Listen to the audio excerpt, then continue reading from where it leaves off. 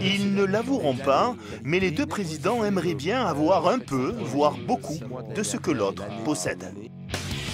L'Olympique lyonnais tout d'abord. Jean-Michel Aulas est le plus grand président français. 30 ans qu'il est à la tête de son club. Il l'a fait grandir comme une entreprise. Il a même acheté et construit un stade ultramoderne, une rareté en France.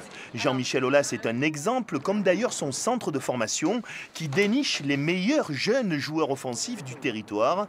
Benzema hier, Fekir et Aouar aujourd'hui.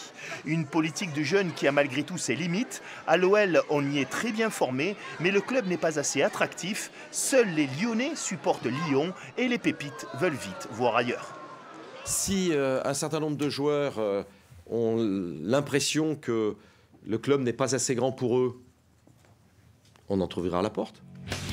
Ce qui manque à Lyon, le club marseillais le détient. Et ça rend fou Jean-Michel Aulas, jaloux de la popularité passée du voisin stéphanois et de la gloire éternelle de l'OM. Le seul club français qui a gagné la Ligue des Champions, le club qui draine le plus de fans dans tout le territoire, avec 100 ans d'histoire derrière lui, alors que l'OL n'existe sportivement que depuis l'an 2000.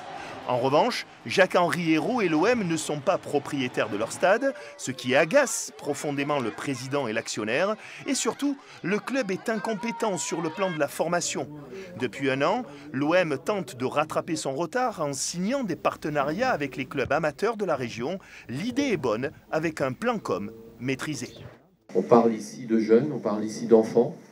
Et si nous souhaitons que certains d'entre eux demain deviennent des Maxime Lopez à leur tour, nous n'oublions pas qu'à 10 ans, à 11 ans, on reste d'abord un enfant et que faire du football doit demeurer un plaisir. Le savoir-faire lyonnais face à la passion méditerranéenne, une rivalité qui va au-delà d'un simple match de football.